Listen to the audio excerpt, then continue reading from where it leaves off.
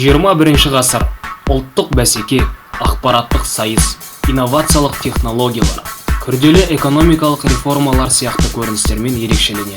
Сол кезеңге сай, дені сау, ой-өрісі жоғары дамыған, халықаралық деңгейге сәйкес білімі бар интеллектуал азамат тәрбиелеу басты міндет.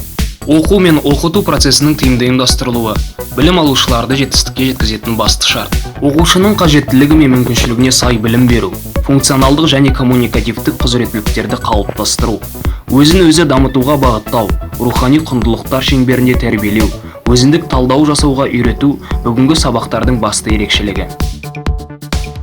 Математикалық майндсеттің көмегімен еркін сөйлеуін анықтау.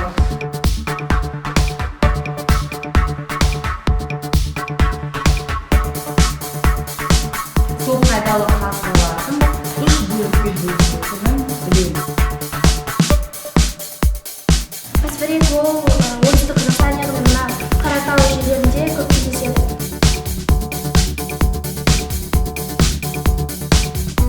Оқушылар, бүгін тәуелсіз жолындағы мәдени құрылысты тақырыбын өтейін деп отырмыз. Дүниежүзіндегі қазақтардың құрылтайы 1992 жылы қыркүйек қазан алаңында өткен болатын.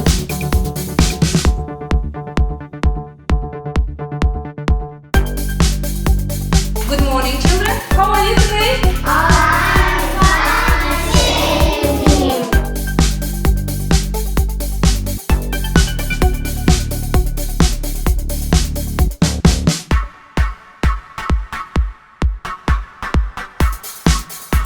Answer the question.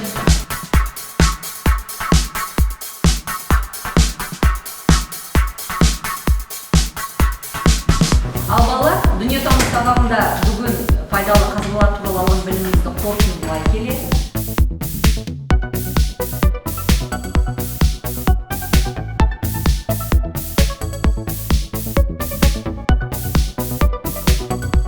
Қыстағы ою-өрнекті тыңдау ол өте дұрыс деп ойлады.